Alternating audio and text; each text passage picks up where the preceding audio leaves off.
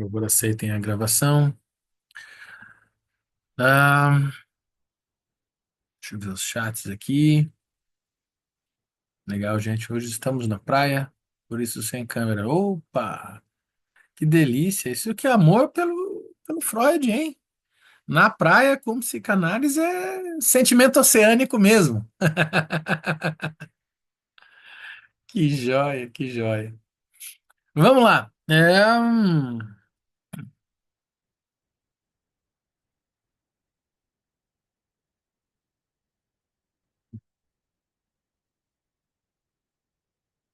Aqui o chat. Hoje não tem pizza, só cerveja. A Cláudia. Mas a Cláudia, ela tem uma capacidade de discutir Freud assim corretíssima, né? Sempre o Freud da sexta tem praia, tem pizza, é isso aí. Quem disse que precisava ser parado, mesmerizante, tedioso? Pode ser feliz, pode ser com praia, não é? Então vamos lá. Nós estamos no PDF na página 28. É, hum, eu acho que a gente chega hoje tranquilamente da 38. Vamos ver no PDF. Para quem está com o livro físico, edição aqui, o Totem e Tabu, no livro físico a gente está na página 45 e se tudo der certo a gente chega à página 59. Vamos ver se a gente chega até esse ponto. E a gente vai continuar aqui da página 28 do PDF ou da página 45 do livro físico do parágrafo O Castigo, que ele sistematiza os tipos de tabus e punições, né? E tal, e a gente vai continuar falando das punições. Vamos lá. O castigo, deixa eu aumentar minha tela aqui. O castigo para a violação de um tabu era originalmente deixado para uma instância interior, de efeito automático. O tabu ferido vinga a si mesmo. Mais tarde, quando surgiram ideias de deuses e espíritos com os quais o tabu ficou associado, esperava-se que a punição viesse automaticamente do poder divino. Hum. Em outros casos, provavelmente devido a uma ulterior evolução do conceito, a própria sociedade assumiu a punição dos infratores, cuja conduta pôs em perigo os companheiros. Assim, os mais velhos sistemas penais da humanidade podem remontar ao tabu. Isso retoma aquela ideia legal lá que trouxe oh meu Deus do céu, e agora fugiu o nome da, da, da nossa amiga aqui, esqueci o nome dela agora, deu branco, gente, ato falho. Que ela perguntou sobre a questão jurídica, né, da origem da jurídica ou da moral, né, e daí a gente estava justamente comentando, né, esse não lugar de origem do tabu, né, que daí a gente discutiu um pouco, eu falei, olha, eu tô vendo o tabu como a espécie do nome do pai das civilizações, né, a gente discutiu um pouco dessa questão lacaniana e tal, né, mais ou menos isso. Certo? Vamos lá. A violação de um tabu torna tabu o próprio infrator. Alguns dos perigos trazidos pela violação podem ser conjurados por atos de penitência e purificação. A fonte do tabu é atribuída a um poder mágico especial que é inerente às pessoas e espíritos e pode ser transmitido por eles através de objetos inanimados. É interessante essa ideia do torna-se tabu a pessoa que comete, que viola o tabu, né? Por exemplo, na nossa sociedade, o sujeito existe uma dimensão de tabu em qualquer crime que tenha sido punido, né? O sujeito é um ex-presidiário, né? Um ex-presidiário, a rigor, ele é juridicamente, ele seria como todos nós, mas a sociedade imprime ao presidiário uma condição de tabu. Ah, ele foi um criminoso. Sim, mas já pagou o crime, não é? E por que que Moralmente, as pessoas se sentem um pouco impingidas aí nessa dimensão, pela dimensão de tabu, né? Érica. A Érica disse aqui, tá com problemas na câmera. Tudo bem, Érica? Tamo junto. Ah, vamos lá. Citação. Pessoas ou coisas vistas como tabu podem ser comparadas a objetos carregados de eletricidade. São a sede de um poder tremendo que é transmissível por contato e pode ser liberado com efeito destrutivo se os organismos que provocam sua descarga forem muito fracos para resistir a ele. O resultado da violação de um tabu depende, em parte, da força da influência mágica inerente ao objeto ou pessoa tabu, e, em parte, da força do mana contrária do violador do tabu. Assim, reis e chefes são possuidores de grande poder, e significa morte para seus súditos dirigir-se a eles diretamente. Mas um ministro ou outra pessoa de mana maior que o comum pode aproximar-se deles, mana maior que o comum pode aproximar-se deles impunemente e também ser abordado sem risco por seus inferiores. Assim também os tabus indiretos dependem para sua força do mana daquele que os impõe. Se é um chefe ou um sacerdote, eles são mais poderosos do que aqueles impostos por uma pessoa comum. Esse conceito do mana, não sei se é o melhor jeito de representar, mas para mim, um jeito talvez mais divertido de representar seja aquela barrinha de vida que ficam nos personagens dos videogames, né? Vou dar um exemplo aqui de um videogame das antigas, né? O Mortal Kombat, né? No Mortal Kombat você tem lá, né? O Liu Kang lutando contra, sei lá, a Sonya, né? E daí você tem as barrinhas de vida. À medida que um vai atacando, vai ganhando barrinha de vida, à medida que o outro vai recebendo golpes, perde barrinhas de vida, né? Esse é o mana, né? Ministros teriam um mana maior do que os simples súditos, né? E essa é a ideia do poder dado aos reis, de modo que eles se aproximam do tabu. Tem um historiador da Revolução Francesa, eu não me lembro se é o Albert Soubou, eu não lembro que historiador canônico, que ele diz assim, que só foi possível capturar Luís XVI quando ele foi pego, porque ele tentava fugir para a Áustria, né? Ele foi pego, aprisionado, ele, Maria Antonieta, seus filhos e tal, aí depois ele vai ser decapitado em praça pública, que só foi proibido, só conseguiram pegar o rei porque o rei não estava nas suas vestes reais. Se ele tivesse paramentado como rei, possivelmente talvez ninguém conseguisse tocar nele, justamente porque existe um lugar de sacralidade do rei, né? O rei é sagrado, né? E dificilmente um plebeu conseguiria se sentir à vontade, ainda que tomado em fúria, de se aproximar, dirigir o olhar ou tocar no rei. Mas justamente a estratégia do rei na Revolução Francesa foi fugir de carruagem vestido de plebeu. Vestido de plebeu, ele pôde ser tocado. E daí ele foi aprisionado e levado à guilhotina, né? A gente pensar nessa ideia da realeza como tabu, né? Vamos pensar um pouco nesses termos. Nádia mandou um boa tarde para todo mundo. Seja bem-vinda, Nádia. A transmissibilidade de um tabu é certamente a característica que deu ensejo a que se procurasse eliminá-lo com cerimônias de expiação. Lembrei a colega Natália, né, no encontro passado, que fez essa questão jurídica, tal, muito legal, e a gente está um pouco aqui nessa dimensão, né? Como há uma contaminação da dimensão do tabu no imaginário que organiza o mundo jurídico, e aqui no caso das monarquias, né? Há tabus permanentes e temporários. Sacerdotes e chefes são dos primeiros, assim como pessoas mortas e tudo a elas relacionado. Tabus temporários ligam-se a certos estados, como a menstruação e o parto, aos guerreiros antes e depois das expedições, às atividades de caça e pesca, etc. Um tabu geral pode ser instituído sobre uma região inteira, como uma interdição eclesiástica, e durar anos e anos, né?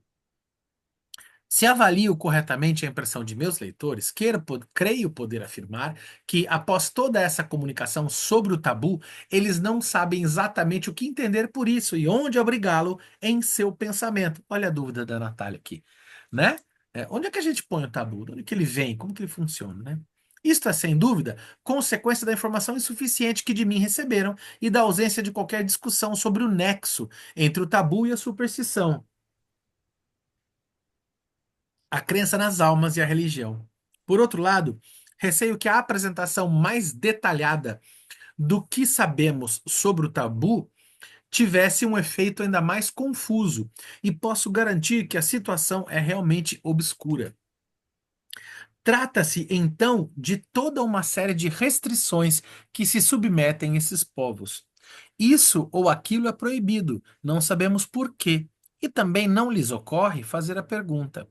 Eles apenas as cumprem como algo óbvio e estão convencidos de que uma transgressão será punida automaticamente de forma severa.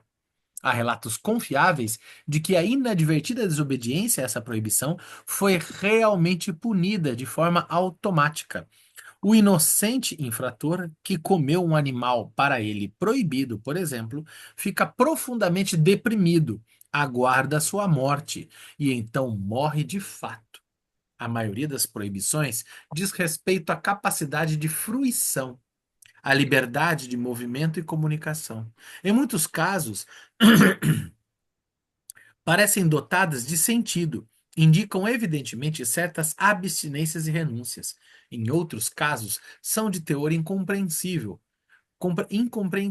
contemplam detalhes sem valor, parecem de natureza inteiramente cerimonial. Estou pensando aqui, por exemplo, no celibato clerical, né? No celibato exigido dos sacerdotes da Igreja Católica, né? Por exemplo, é um tabu, né? Tem uma explicação lá do abrir-se um espaço público no corpo privado e daí a recusa da sexualidade, uma vez que ele é o homem público, né? O sacerdote, as sacerdotisas são homens públicos por excelência, etc e tal. Tudo bem, mas é algo que não é de uma explicação, me parece, tão dada, passa por uma dimensão do tabu, né? Esses sujeitos atingem, né? Inclusive, tem uma dimensão física, né? O ritual da sagração de um sacerdote, de um padre, por exemplo, ele é um ritual que se dá a partir de uma investidura de santos óleos,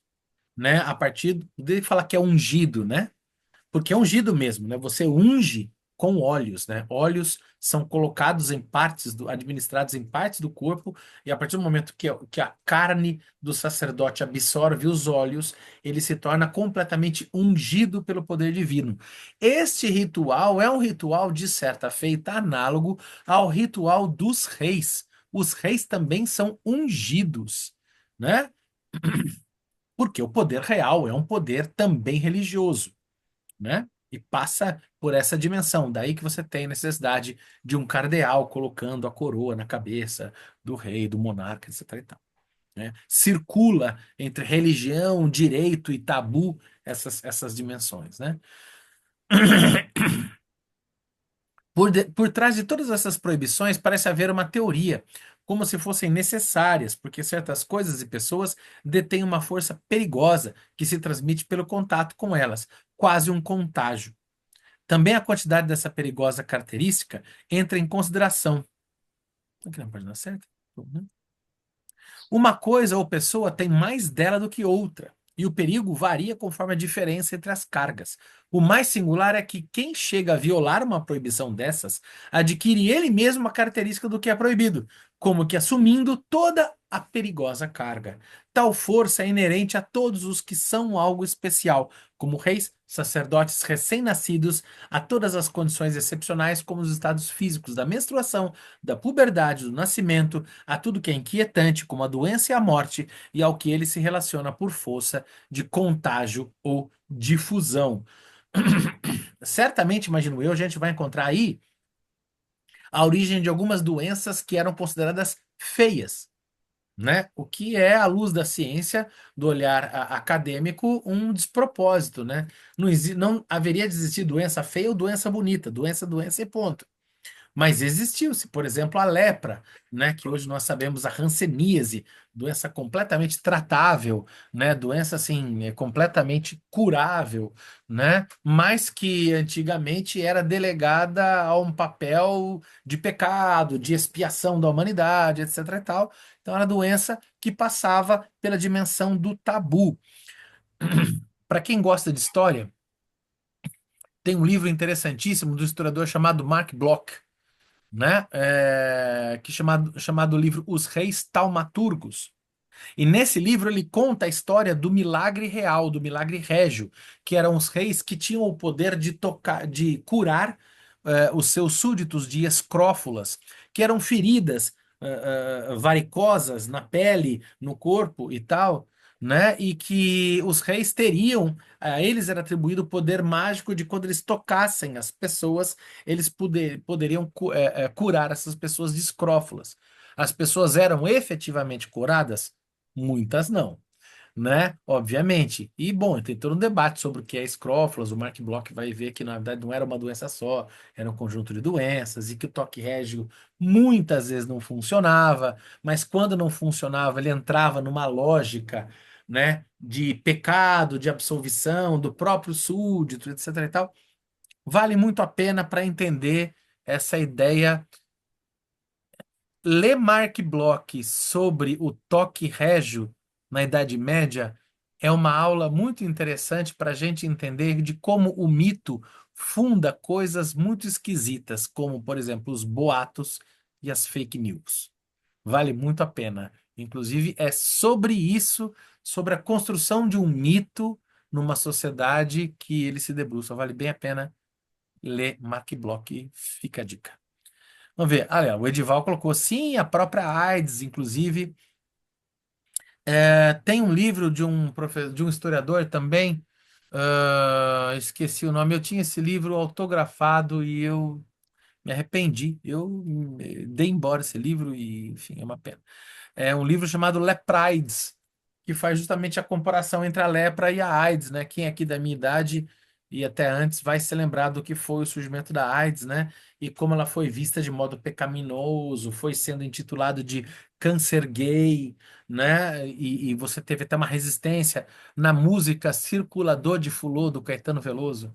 Ele fala sobre a resistência do movimento homossexual norte-americano ao controle da AIDS, justamente para se livrar dessa pecha de condição pecaminosa. Vale muito a pena esse livro. Ítalo Tronca é o autor do livro Leprides. Vale bem a pena. É um jornalista de formação em história que era professor da Unicamp no século passado. Os reis já sabiam da existência da histeria desde a Idade Média. O Caio falou: sim, sim.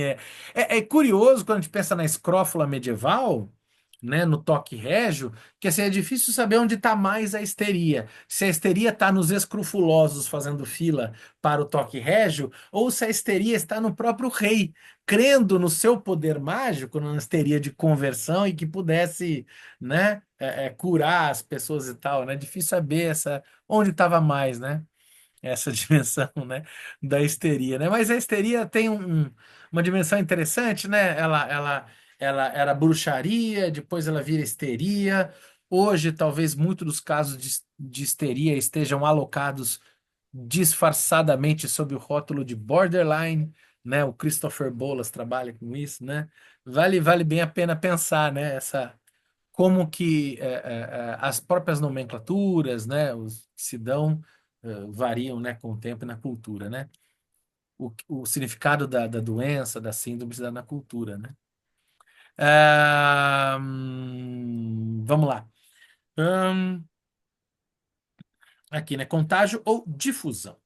Mas tabu é igualmente tudo, tanto as pessoas como os lugares, objetos e estados passageiros, que são depositários ou fonte dessa misteriosa característica. Também se chama tabu, a proibição que deriva dessa característica. É denominado tabu, enfim, conforme seu sentido literal, algo simultaneamente sagrado, acima do habitual, e perigoso, impuro e inquietante. Justamente inquietante, né?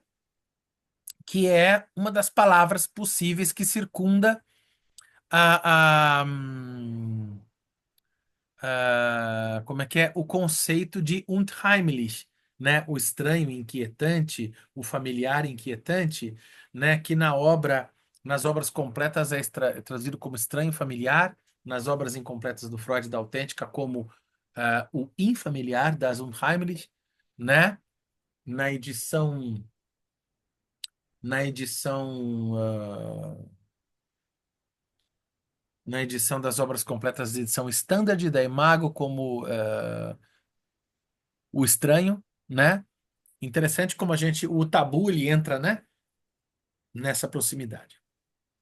Nessa palavra e no sistema que ela designa, se exprime algo da vida psíquica, algo cujo entendimento ainda não está ao nosso alcance. Antes de tudo, parece difícil nos aproximarmos desse entendimento sem examinar a crença em espíritos e demônios peculiar a essas culturas tão remotas. Mas por que devemos voltar nosso interesse para o enigma do tabu? Acho que não apenas porque todo problema. Deixa eu ver aqui. Onde é que eu tô? Tabu. Acho que não apenas porque todo problema psicológico é digno de uma tentativa de solução, mas também por outros motivos. Suspeitamos que o tabu dos selvagens polinésios não se acha tão longe de nós como pensávamos inicialmente, que as proibições morais e tradicionais a que obedecemos poderiam ser essencialmente aparentadas a esse tabu primitivo, e que o esclarecimento do tabu lançaria luz sobre a obscura origem de nosso próprio imperativo categórico, conceito kantiano, né? Aquilo que nos pressupõe, que nos antecede, né? É, é com esse raciocínio que eu acho interessante a gente perceber como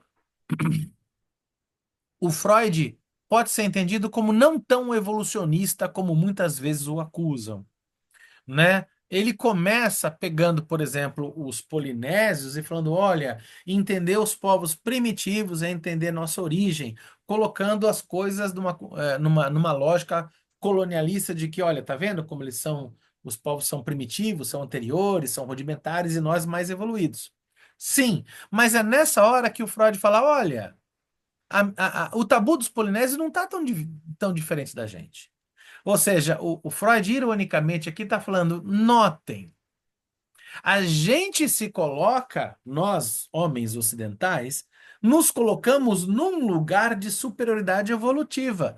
Mas o que a gente começa a perceber pela psicanálise é que o nosso lugar de suposto saber, fazendo uma brincadeira aqui com a psicanálise, o nosso lugar de suposto saber, né, na verdade é um lugar, né, que goza e que se organiza pelas mesmas coisas rudimentares dos povos supostos primitivos. Que nós temos os nossos tabus e nós nos organizamos ao redor de nossos tabus. Então, nem os homens e mulheres primitivos são tão primitivos e nem nós, homens e mulheres ocidentais, enfim, somos assim tão evoluídos como pregamos ser. Aqui tem um plot twist aqui, eu acho legal de destacar no Freud, né? Portanto, é com atenção plena de expectativa que veremos o que nos diz um estudioso como Wilhelm Wundt acerca do tabu, tanto mais porque ele promete remontar às raízes últimas da ideia de tabu. O Wundt, o pai da psicologia. De acordo com Wundt, o conceito de tabu abrange todos os costumes em que se exprime o temor ante certos objetos ligados às ideias de culto ou ante as ações que a elas se referem. Numa outra passagem, se entendemos por isso, por tabu, em correspondência com o sentido geral da palavra, toda proibição estabelecida nos usos e costumes ou em leis expressamente formuladas de tocar um objeto, reivindicá-lo para uso próprio ou utilizar certas palavras proibidas, então não existe povo e estágio de cultura que tenha escapado aos danos do tabu. Olha lá o plot twist do tio Freud, olha lá. Hã? Hum. Então, não me venham com esse papo de que nós somos civilizados evoluídos e os demais são involuídos, se nós ainda nos organizamos ao redor do tabu. Então, será que nós não somos os mesmos que sempre fomos, apenas com roupas ocidentais e com uma certa arrogância tão comum aos povos colonialistas? Óbvio que é uma colocação irônica do Freud e minha também. Wundt expõe em seguida porque ele parece mais adequado estudar a natureza do tabu nas primitivas circunstâncias dos selvagens australianos do que na cultura mais elevada dos povos polinésios. Nos australianos, ele divide as proibições do tabu em duas classes, conforme atinjam animais, seres humanos ou outros objetos. O tabu dos animais, que consiste essencialmente na proibição de matar e devorar, forma o núcleo do totemismo. O tabu da segunda espécie, que tem os homens por objeto, é de caráter essencialmente outro. Limita-se de antemão a condições que implicam uma situação de vida excepcional para o alvo do tabu. Assim, rapazes são tabu nas festas de iniciação masculina. Mulheres são tabu durante a menstruação e imediatamente após o parto. E também recém-nascidos, doentes e, sobretudo, os mortos. A propriedade de um homem que ele usa continuamente é um permanente tabu para qualquer outro. Suas roupas, armas e utensílios. Também é parte da propriedade mais pessoal o novo nome que um garoto recebe na sua iniciação. Ele é tabu e tem de permanecer em sigilo. Os tabus do terceiro tipo, que recaem sobre árvores, plantas, casas, lugares, são variáveis, parecendo seguir apenas a regra de que está sujeito ao tabu aquilo que, por algum motivo, provoca temor ou é inquietante. Olha que interessante, né? Quando é dado a animais, é o totemismo, né? Quando sai dos animais, você já tem outros tipos de organização mais sofisticadas, né? E lugares, essa dimensão do inquietante, eu até diria aqui quase que o fantasmagórico, por assim dizer, né? Vamos lá. Dimensão do Halloween aqui, talvez apareça um pouco, né? As mudanças que o tabu experimenta na cultura mais rica dos polinésios e do arquipélago malaio não são profundas, como admite o próprio Wundt. A maior diferenciação social existente nesses povos mostra-se no fato de que reis e sacerdotes exercem um tabu especialmente eficaz e são eles próprios sujeitos a uma maior coerção do tabu.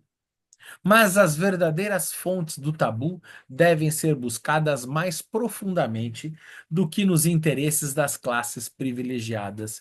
Eles brotam ali, onde os mais primitivos e mais duradouros instintos humanos têm sua origem, no temor à ação dos poderes demoníacos. E eu não sei se eu vou localizar a página, se alguém tiver com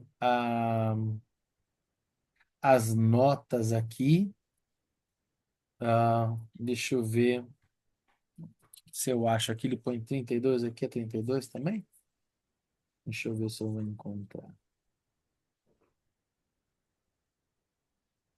Fiquei curioso nessa nota aqui. Hum, apenas está citando o Wundt, né? Opus City, página 307. Nenhuma, é uma referência bibliográfica mesmo. Não sendo originalmente senão o temor objetivado do poder demoníaco que se supõe oculto no objeto tabuizado, o tabu proíbe irritar esse poder e ordena que, onde este tenha sido provocado, deliberadamente ou não, a vingança do demônio seja afastada. Ahn, Só fazer um adendo aqui, é sempre importante colocar, eu acho, esse sentido da palavra demônio. Óbvio que tem o sentido da palavra demônio no sentido cristão, etc e tal, mas é interessante lembrar da onde vem a raiz etimológica, né, da palavra demônio, né? A palavra demônio vem de daimon, no sentido de uma entidade. Então, em última instância, para a gente entender, a gente poderia, por exemplo, pensar no Espírito Santo como um daimon, tá? É aquilo que possui alguém, quando você tem lá o dia de Pentecostes, né? Que os apóstolos são possuídos por línguas estranhas e tal. Ali eles estão sob efeito de um daimon, e esse daimon é o Pentecostes, que é o Espírito Santo. Tá? Então, a gente sempre coloca demoníaco, às vezes a palavra demoníaco, né, as pessoas vão associar logicamente com o diabo, e não necessariamente, tá? Sempre o demônio, né? Brincando com o ditado popular, o demônio não é tão feio quanto se pinta, né? O daimon é essa dimensão do demoníaco. Óbvio que pode ser também na mitologia cristã, o demônio como algo advindo do mal, que é Lúcifer, Satanás. Pode ser também, mas é que é um sentido mais amplo, né?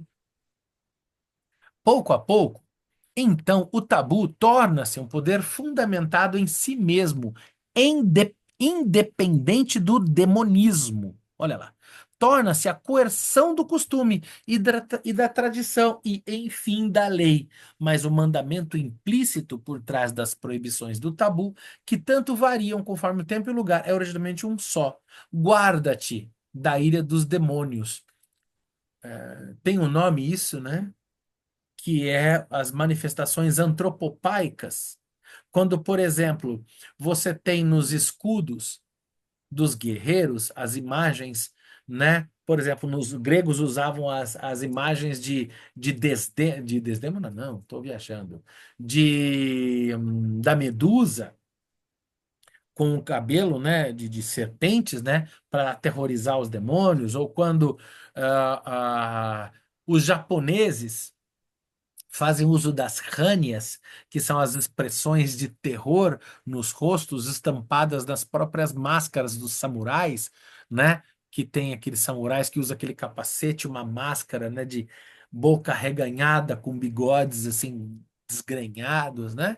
Essa ou ainda quando os vikings que usam como é que chama? Aqueles dragões nas suas embarcações, ou ainda as carrancas que ocupam as embarcações dos pescadores no litoral norte do Brasil, né? Tudo isso, essas imagens antropopaicas, servem como imagens para guardar-se diante do tabu, que é a proteção diante dos demônios, né? Hum.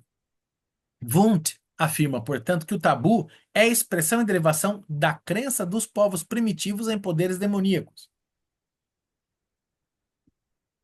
Mais tarde, libertou-se dessa raiz e continuou sendo um poder simplesmente porque o era, devido a uma espécie de obstinação psíquica. Assim, tornou-se ele a raiz de nossos mandamentos morais e nossas leis. Ó, Natália aí, ó. Tá vendo como é que coisa, né? Vai mais delicado explicando como é que se forma. Embora a primeira dessas afirmações não possa convidar objeções, acredito estar exprimindo o sentimento de muitos leitores ao qualificar como decepcionante a explicação de Wundt. Pois certamente isso não significa ir às fontes do tabu ou desvendar suas raízes últimas. Isso explica como se dá do tabu para a lei. Mas e aí, como é que forma o tabu, né? Na psicologia, o medo ou os demônios não podem ser considerados coisas últimas, além das quais seja impossível remontar. Seria diferente se os demônios realmente existissem, mas sabemos que, como os deuses são criações das forças psíquicas humanas, foram criados por algo e a partir de algo. Acerca do duplo sentido do tabu, Wundt exprime opiniões significativas, mas não inteiramente claras. Nos primórdios do tabu, ainda não há uma divisão entre sagrado e impuro, segundo ele. Justamente por isso, tais conceitos não têm o significado que adquiriram depois, quando se tornaram opostos. O animal, o ser humano, o local em que há um tabu são demoníacos, não sagrados, e, portanto, não ainda impuros no sentido posterior. Precisamente, para esse significado, ainda indiferente e mediano de demoníaco, que não pode ser tocado, é apropriado o termo tabu, pois sublinha um traço que, afinal, sempre permanecerá comum ao sagrado e ao impuro, o temor de seu contato. Mas nessa persistência de um importante traço comum se acha, ao mesmo tempo, um indício de que entre os dois âmbitos há uma concordância original que, apenas devido a condições ulteriores, deu lugar a uma diferenciação mediante a qual os dois finalmente desenvolveram-se até se tornar opostos. Esse jogo das ambivalências em Freud, né? As coisas estão juntas e vão se desenvolver até que elas se tornam opostas depois. A crença própria do tabu original num poder demoníaco que se acha oculto no objeto e que, se esse é tocado ou usado ilicitamente, vinga-se com o enfeitiçamento do infrator. Nada é senão o medo objetivado. Este ainda não se ramificou nas duas formas que assume o estágio desenvolvido: a veneração e o horror, né? Interessante que veneração pode também remeter à palavra venério, né? No sentido sexual. A gente vai encontrar esse link aqui? Vamos ver, vamos dar um voto de confiança para o tio Freud, que ele costuma não dar ponto sem nó. Mas como surge essa separação? Segundo Wundt, pelo transplante dos preceitos do tabu, do âmbito dos demônios para os deuses. A oposição do sagrado e impuro coincide com a sucessão de dois estágios mitológicos, dos quais o primeiro não desaparece inteiramente quando o seguinte é alcançado, mas subsiste como algo inferior, que é cada vez mais acompanhado de desprezo. Na mitologia, vale geralmente a lei de que o estágio anterior, precisamente porque é superado e impelido para trás pelo superior, subsiste ao lado desse em forma degradada, de modo que os objetos de sua veneração transformam-se em objetos de horror.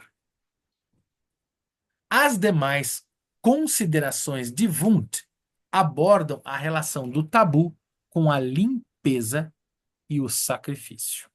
Deixa eu voltar que eu quero ler de novo aqui. Mas como surge a separação dessa ambivalência lá? Segundo Wundt, pelo transplante dos preceitos do tabu, do âmbito dos demônios para os deuses. A oposição de sagrado e impuro coincide com a sucessão de dois estágios mitológicos, dos quais o primeiro não desaparece inteiramente, né? Que é o sagrado. Quando o seguinte é alcançado, mas subsiste como algo inferior, que é cada vez mais acompanhado de desprezo. Na mitologia, vale geralmente a lei de que um estágio anterior, precisamente porque é superado e impelido para trás pelo superior, subsiste ao lado deste em forma degradada, de modo que os objetos de sua veneração transformam-se em objetos de horror, né? Aquilo que era superior vai se inferiorizando, vai se tornando vestigial, depois um objeto de horror. Esse movimento de transposição do sagrado ao profano, do impuro ao puro e do puro ao impuro, esse tipo de movimento a gente viu lá atrás, né? Quando a gente trabalhou com Moisés e monoteísmo, tem esse tipo de movimento também, né? Que você tem a origem de Moisés, o Moisés egípcio, que vai sendo substituído por outras ideias de Moisés, uma pluralidade de Moiséses, vamos colocar assim, né? Mas subsiste ainda o anterior, que fica como se fosse, como eu gosto de pensar, né? Na minha mitologia de glutão, né? Que é como se a mente fosse formada em lasanhas, né? Em camadas, né? E que determinadas coisas que foram deixadas atrás, não necessariamente abandonadas, mas recalcadas, vão para camadas inferiores, né? Mas que podem ser retomadas como uma espécie de movimento fluido de camadas intercomunicativas, né? Parece que é nesses termos, né? Aquilo que era sagrado passa ao impuro e se torna horror, né? As demais considerações de Wundt abordam a relação do tabu com a limpeza e o sacrifício. 2. Oi, alguém diz aí? Alguma coisa? Não? Não. Fica à vontade, viu, gente? 2. Quem aborda o problema do tabu a partir da psicanálise, isto é, da investigação da parcela inconsciente na vida psíquica individual, logo se dá conta, após breve reflexão, de que esses fenômenos não lhes são desconhecidos, pois sabe de pessoas que individualmente criaram para si proibições de tabu e que as seguem de forma tão rigorosa como os selvagens obedecem às que são comuns à sua tribo ou sociedade. Se não estivesse habituado a designar tais pessoas como doentes obsessivos, acharia apropriado o nome de doença do tabu para seus para seu estado. O obsessivo como uma religião particular, né? Mas vamos chegar lá. Mas tanto aprendeu com a pesquisa psicanalítica sobre esse distúrbio obsessivo, sua etiologia clínica e o essencial do mecanismo psíquico, que não pode se furtar a utilizar isso no esclarecimento do fenômeno etnopsicológico correspondente. Uma advertência deve ser feita quanto a essa tentativa. A semelhança do tabu com o transtorno obsessivo pode ser apenas externa, valer para as formas em que se manifestam, não se estendendo à sua essência. A natureza gosta de empregar as mesmas formas nos mais diversos contextos biológicos, por exemplo, em formações de corais e em plantas, e mesmo em certos cristais ou precipitados químicos. Seria claramente prematuro e pouco auspicioso tomar tais coincidências que se devem a uma similitude de condições mecânicas como base para inferências relativas a uma afinidade interna. Teremos presente esse aviso, mas não deixaremos de fazer a comparação pretendida por causa dessa possibilidade, né?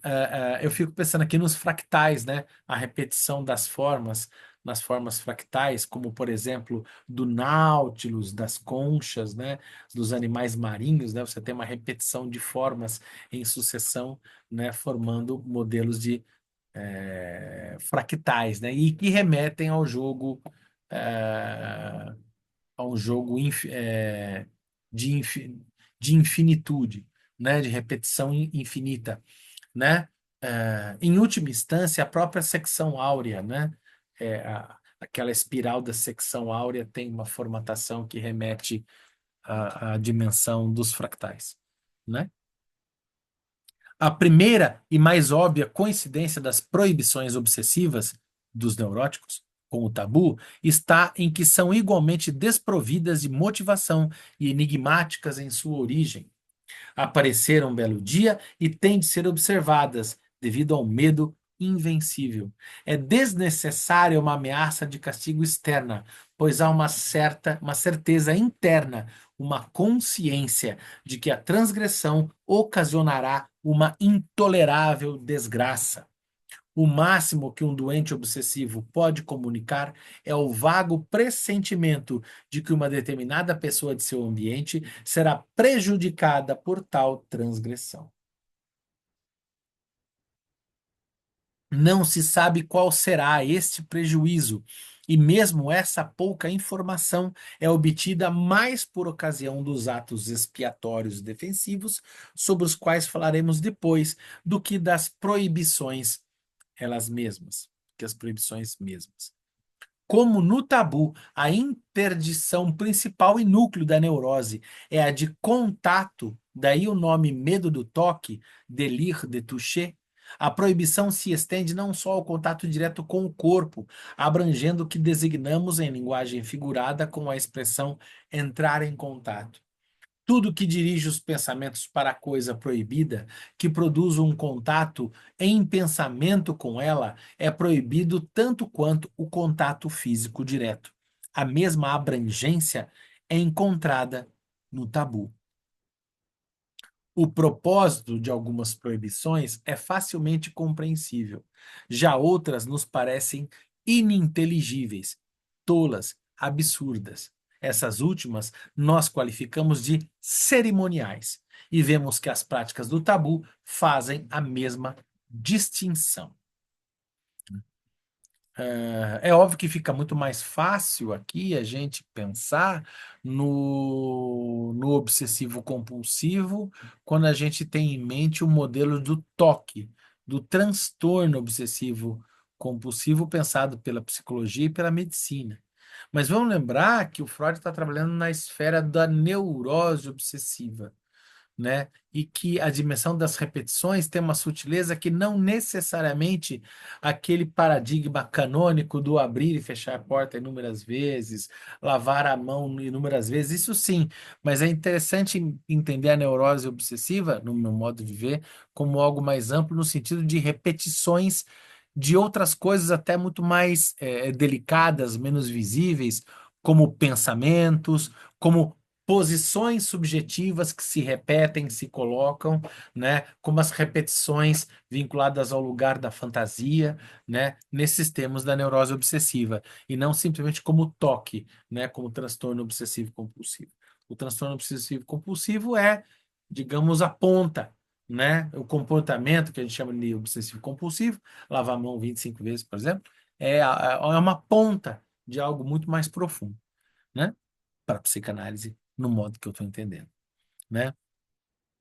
As proibições obsessivas têm a característica de serem extremamente deslocáveis, estendem-se de um objeto a outro por meio de qualquer conexão e tornam também esse novo objeto impossível, na expressão feliz de um paciente. Essa impossibilidade termina por invadir o mundo inteiro. Os doentes obsessivos agem como se as pessoas e coisas impossíveis fossem portadoras de uma infecção perigosa, pronta a transmitir-se para tudo em volta mediante o contato. Ao descrever as proibições do tabu, já sublinhamos esses atributos de capacidade de contágio e transmissibilidade. Também sabemos que quem infringiu um tabu ao tocar em algo que é tabu, torna-se ele próprio tabu e ninguém pode entrar em contato com ele. Porém, lado a lado, dois exemplos de transferência, ou melhor, deslocamento de proibição. Um é tirado da vida dos Maori, o outro da minha observação de uma doente obsessiva. Legal ele trazer aqui uma doente, né? Né? Porque espera-se muito, né? Comumente é a neurose obsessiva nos homens e a histeria nas mulheres, né? E sempre é bom lembrar que o Freud é o primeiro a observar, a reconhecer a histeria em homens, né? E, obviamente, a neurose obsessiva é plenamente possível nas mulheres enfim, né? Estão aí também.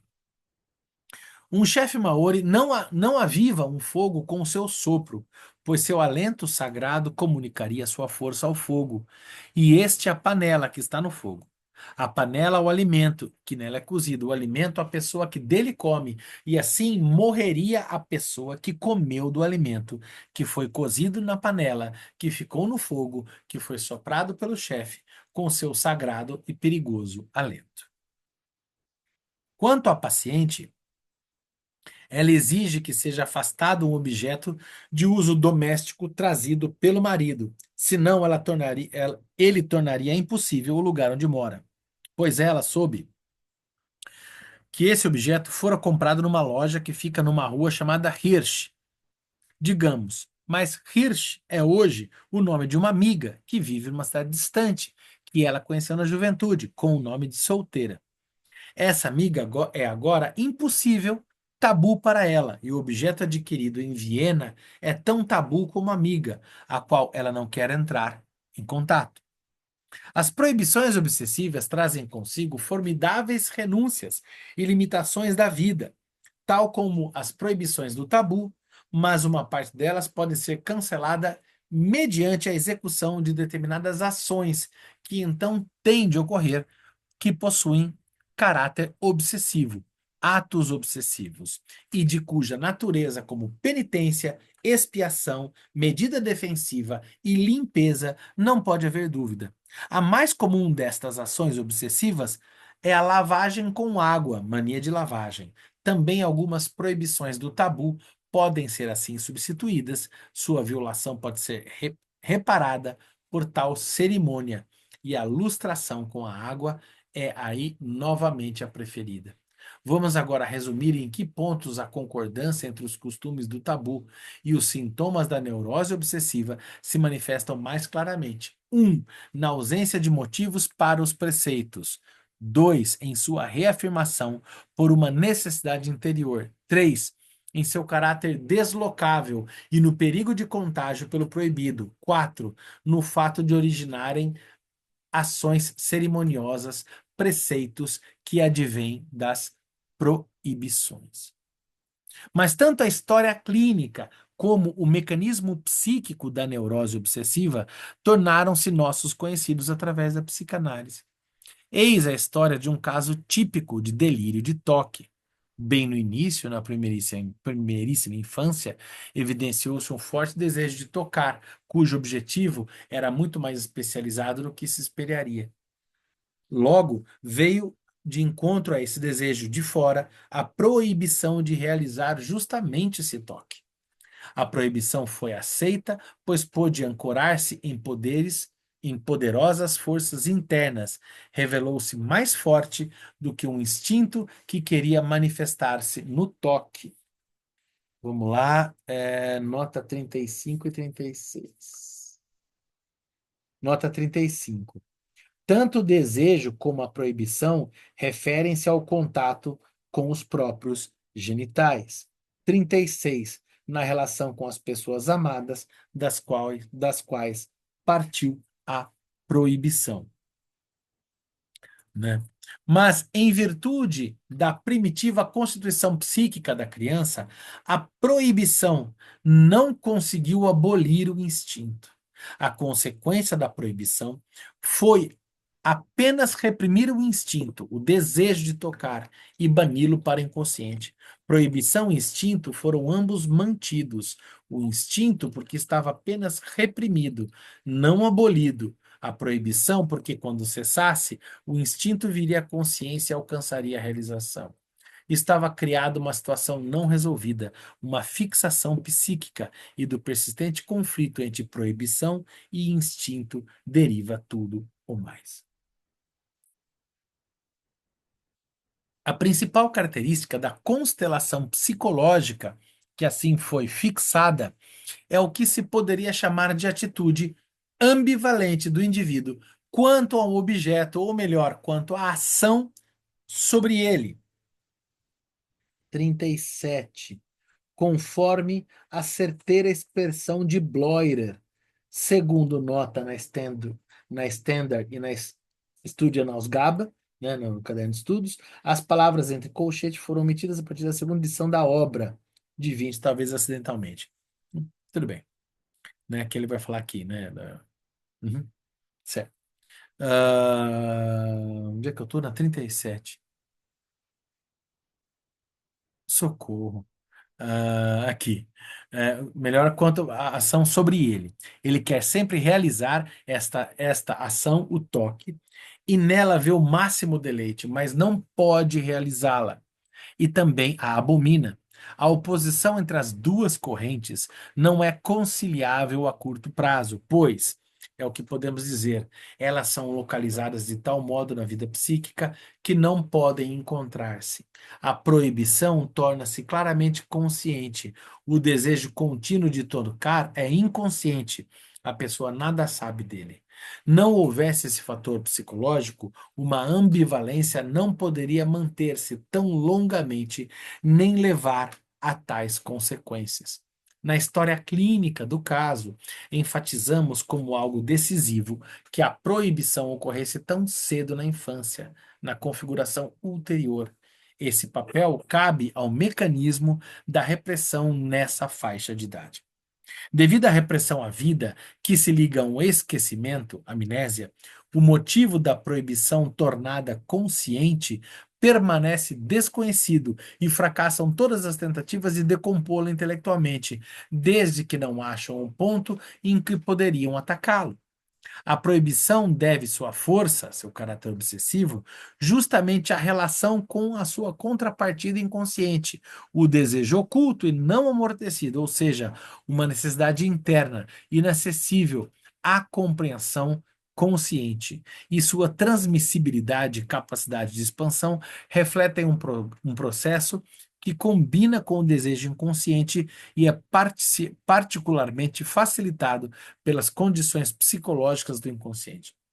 O desejo instintual desloca-se constantemente a fim de escapar ao cerco em que ele se acha, e procura obter sucedâneos para o proibido. objetos substitutos e ações substitutas. Por isso também a proibição se move, estendendo-se aos novos alvos do impulso proibido. A proibição responde a cada novo avanço da libido reprimida com um novo aguçamento. A mútua inibição dos dois poderes conflitantes produz uma necessidade de descarga, de arrefecimento de tensão dominante, em que podemos reconhecer os motivos das ações obsessivas. Estas são, na neurose, nítidas ações de compromisso, de um lado, testemunhos de arrependimento, esforços de expiação, etc. De outro, ações substitutas que compensam um instinto pelo que foi proibido. É uma lei do adoecimento neurótico que tais ações obsessivas estejam cada vez mais a serviço do instinto e se aproximem cada vez mais da ação proibida originalmente. Destacar aqui essa questão da palavra instinto, né, que varia nas traduções, aqui na Companhia das Letras para instinto e na autêntica Obras Incompletas costuma-se usar a palavra pulsão. O problema é que tem momentos que o Freud fala instinto mesmo. Aqui pode ser pulsão, né? Mas dá para entender em termos de instinto mesmo, né? Bem possível essa dimensão. Bom, caríssimas, caríssimos, eu cheguei à página do combinado. Deixa eu ver quantos mais a gente vai aqui. Eu gostaria de passar por hoje. A gente conversa, comenta, pensa algumas questões, porque hoje eu estou com o tempo meio corrido. Eu tenho um compromisso religioso inadiável. Então, deixa eu só marcar. A gente parou mesmo aqui, né, na 59, no livro escrito. Nós estamos na página 59, na edição da Companhia das Letras, e aqui no PDF a gente está na página 38 e continuaremos em façamos, né? Eu tenho como eu estava dizendo, um compromisso religioso indelével. Eu Eu sofro uma metamorfose, transcendo os tabus e, além da sacralidade, sou ungido à condição de guitarrista da banda de maior nome aqui de Piracicaba, que se chama Boris Laubarenko e os Apátridas do Pensamento Hegemônico. É a maior banda possível. Ninguém viu um nome tão grande.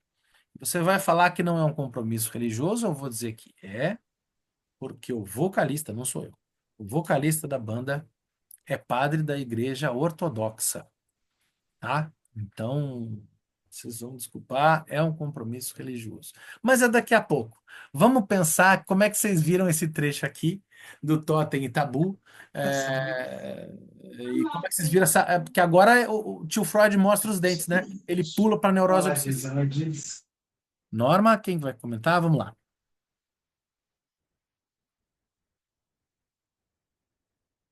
Eu ia falar alguma coisa? Não, não, não. Benjamin está com cara Chama para falar. Não, Caio, uma vamos. atenção, Fábio, Oi. essa questão, acho que é bem pertinente para a nossa atualidade, da diferenciação entre a neurose obsessiva e o toque, né? Hum, Até foi um tema de trabalho de algumas amigas minhas, uhum, recentemente. Eu acho bem interessante essa questão de que a neurose obsessiva é bem uma questão muito mais profunda, né?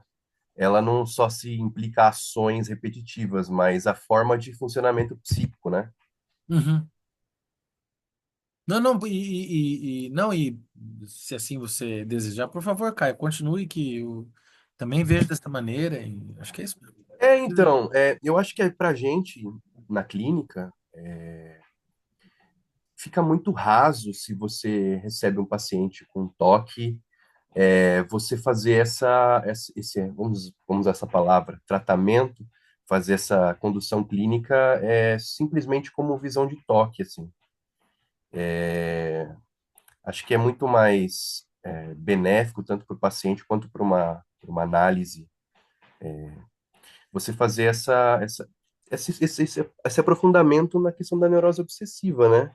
como que são os conflitos inconscientes, como que são as dinâmicas, né, da psique, essas questões assim que me vieram na cabeça.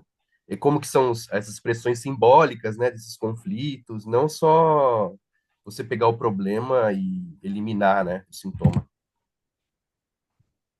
É, é legal você estar trazendo, né? Porque pelo menos eu vejo que assim, não dá mesmo, né, pra gente supor simplesmente o sintoma, né? Como se a psicanálise fosse uma espécie de desmonte de um sintoma por si só, né? Exato, Vamos trazer lá o incontornável Lacan, né? Que não vai pensar mesmo em termos de sintoma, vai pensar em termos de estrutura, né? A é isso. estrutura neurótica, né? A estrutura psicótica, a estrutura perversa, né? E daí então que a neurose obsessiva, assim como a histeria, são da estrutura neurótica. Então, eu gosto de pensar como analista e como analisando, eu gosto sempre de pensar onde é que está a repetição, né? Bom, isso é inevitável, né? É interessante que assim, se a gente pega lá na história, na historiografia, acho que eu já trouxe essa ideia, tem um texto do historiador Carlo Ginzburg,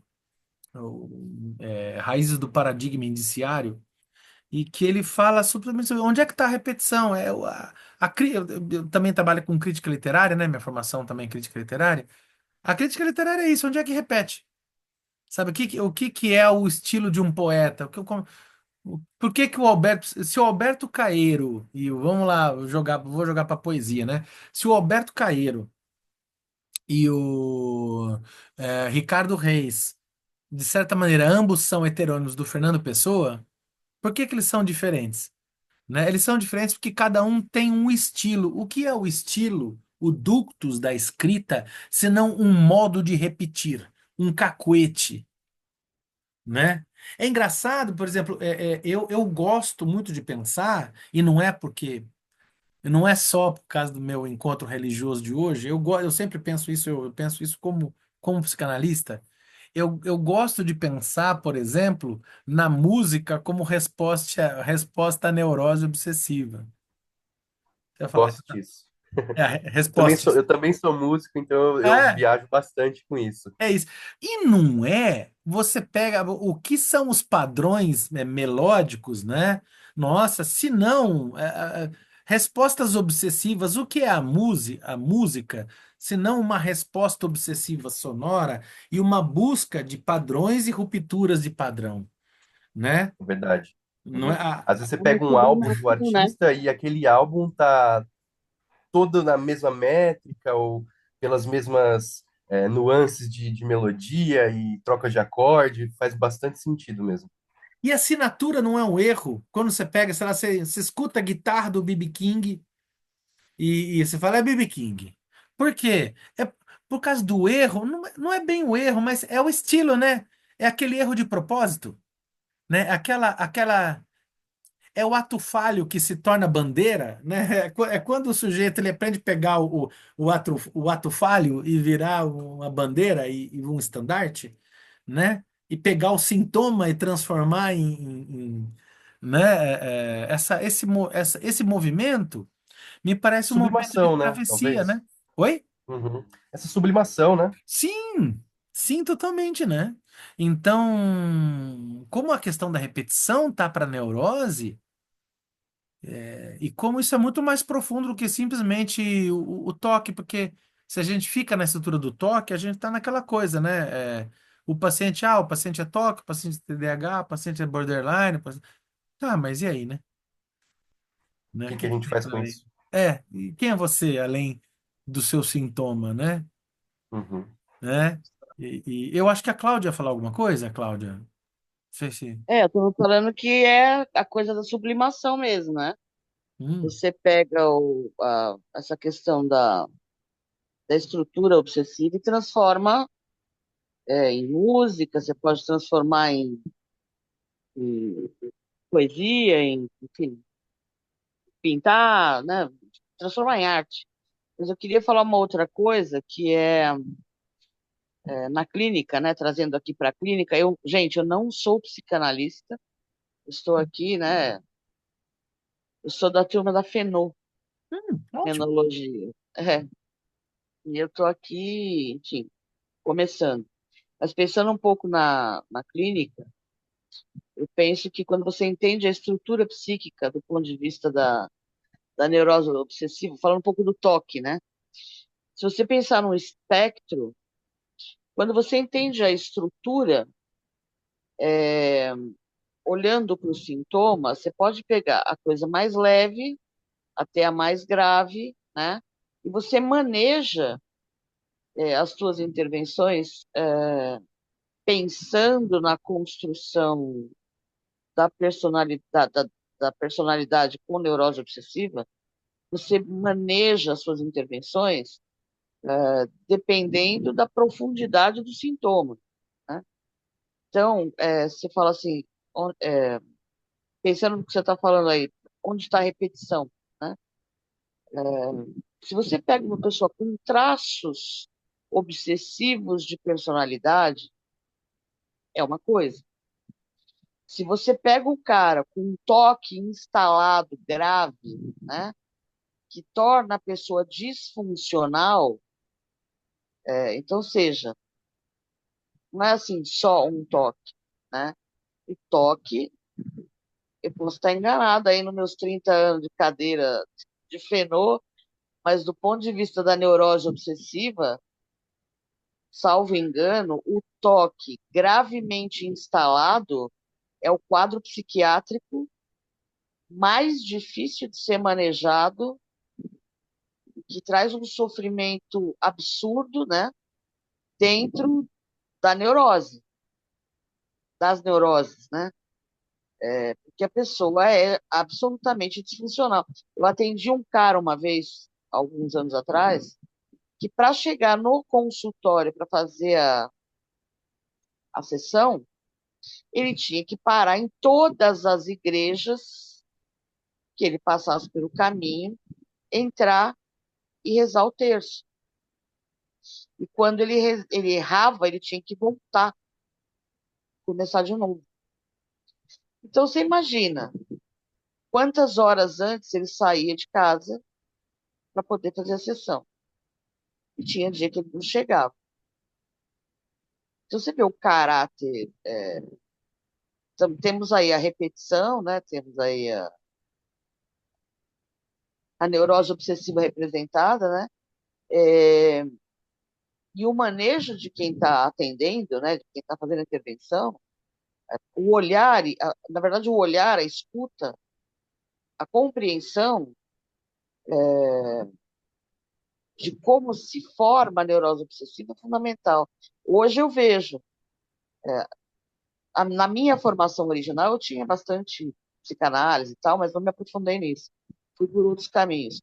Hoje eu compreendo melhor como é importante entender a formação da neurose obsessiva do ponto de vista psicanálise para poder apurar esse olhar sobre o sintoma, né? E sobre as intervenções que você vai fazer para você compreender o funcionamento do cara que está ali, para mostrar para ele a origem da repetição, né? O que ele está fazendo ali. Que é só assim que você vai desfazer, na verdade. Vai fazer o cara conseguir compreender como funciona, é ali que ele vai desfazer. Diferente, por exemplo, da TCC, que vai propor coisas, né? Exercícios e ferramentas para o cara se livrar do sintoma. TDAH e TOC são dois tipos de quadro que procuram muito TCC. Depois eles vêm para mim. Depois que foram lá, não deu certo, eles vêm para cá. É porque o sintoma Então, circula, né? Não o é? sintoma, Exato. exatamente, Você fala, o cara se aprisiona aqui e a pulsão tá lá, né? Aí exatamente, circula. exatamente. Então, quando você falou aí do instinto e da pulsão, olha o ato falha aí, pulsão, né? Eu acho que eu prefiro, neste caso, a pulsão, Uhum, que como você disse, ela circula, né? Ela uhum. sai daqui, vai para lá, sai daqui, vai para lá. Esse caso é bem grave, esse cara que atendeu, muito grave esse caso. Mas era isso.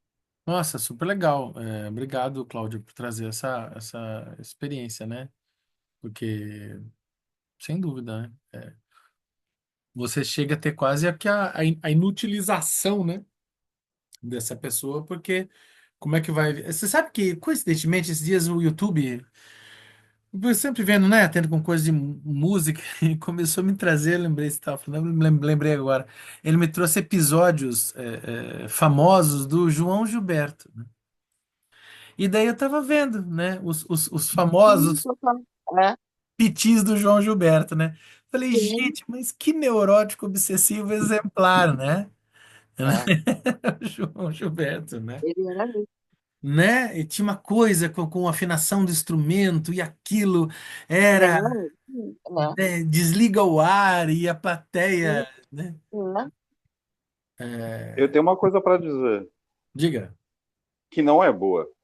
vamos lá. Essa indicação do YouTube também veio para mim, do João Gilberto. É mesmo?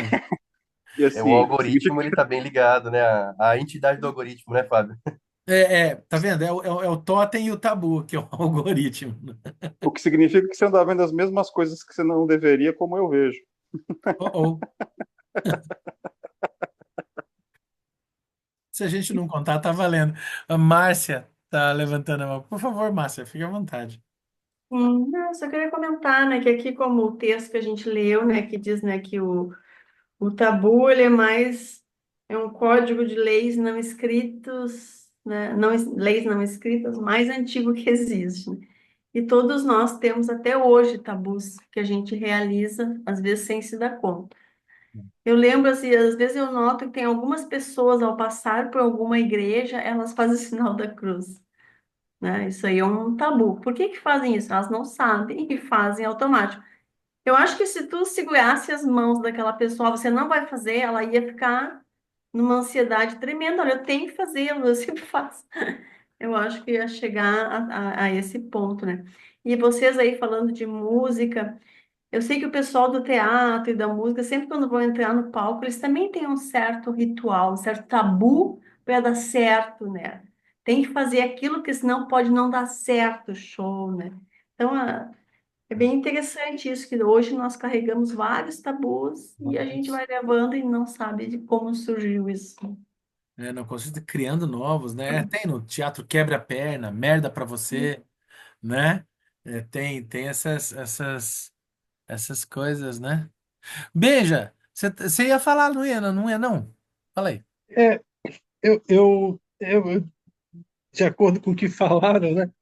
Eu acho que a igreja ela é o que é a coisa mais obsessiva que pode existir, né? Porque realmente a gente faz. Eu aprendi na igreja que tinha que fazer o sinal da cruz 14 vezes por dia. 14 vezes. E quando faz em nome do Pai, do Filho e do Espírito Santo, meu Salvador Jesus Cristo, gravar no meu coração a lembrança de vossa cruz, onde morreste por mim, para que eu nunca deixe de agradecer o vosso grande amor. Uau. Isso, isso daí 14 vezes, quando sai de casa, quando entra no trabalho, antes das refeições, antes de dormir, né? Isso aí Tadinho. é como se fosse uma é como Tadinho, é beija, como te sacanearam. eu aprendi isso no catecismo. Então é como se fosse uma proteção que a gente tem, né? E é interessante que quando eu passei por problema na igreja, como eu não era tão não fazia, mas depois que eu passei por um problema muito grande no meu trabalho, eu comecei a fazer. Eu comecei a fazer porque eu acho que alguma coisa ali ia me contaminar, alguma coisa ali ia me prejudicar, Olha o eu ia perder o contágio, né? emprego, eu ia perder o emprego. Mas assim, e muitas outras coisas, muitos rituais da igreja, né, prendem a gente em rituais ali obsessivos, né? Mas ia falar também outra coisa com relação ao toque, né? O filho de um grande amigo meu, ou melhor, de um amigo meu que mora aqui perto, a gente mora perto do aeroporto, né? Então esse menino ele ia e voltava a perto, é perto, mas é um pouco longe. Ele ia e voltava a pé do aeroporto várias vezes por dia. E ninguém entendia. Ele foi levar ele no psiquiatra e tal. Primeiro, diagnosticaram ele com esquizofrenia e depois descobriram que era toque. Olha só. Depois descobriram que era toque. É, ele é obsediado por ideias ali de que ele tinha que fazer aquilo, senão alguma coisa muito ruim ia acontecer, que ele não sabia explicar de onde vinha, para onde que ia. Mas Hoje se fala mais, né? Mas tem os pensamentos obsessivos, né? O justamente. toque como um pensamento, né? A pessoa tem pensamentos obsessivos e que estão ali, circulam. Só que a diferença do toque, por exemplo, com uma psicose, é que na psicose a pessoa tem uma convicção total daquilo. E na neurose não, né? Por mais que ela faça, ela sabe que o que ela está fazendo, de alguma forma, não é real e que aquilo causa muito sofrimento, né? Pelo fato dela estar fazendo aquilo como não deveria, tá? Por exemplo, vou lavar minha mão várias vezes. Ela sabe que aquilo ali, mas ela está presa naquela situação, não como na psicose, que na psicose ela já vai, ela embarca, ela acredita que ela está no mundo paralelo, existe uma situação de uma influência religiosa, de extraterrestre, alguma coisa que ou realmente ela está sendo perseguida, né? Na neurose nem ela tem dúvida, né? É isso, as Mas, ó, dúvidas. Benjamin, o Fábio está falando aí uma coisa interessante. O paciente, quando ele tem um pensamento intrusivo, é, ele cria histórias, né? Assim, eu tenho muita experiência porque eu trabalho no SUS, então eu vi muitos casos diferentes, né? Então, por isso que eu tenho sempre uma coisinha para contar. Eu já vi muito psiquiatra tratar, como o Benjamin está falando, o cara com toque, com esquizofrenia, um esquizofrênico. Por quê? Porque ele tem um tempo curto para escutar o paciente, né? O cara conta lá uma história para ele, sobretudo esses caras que têm o pensamento intrusivo. E o que o cara está falando parece um delírio mesmo, né?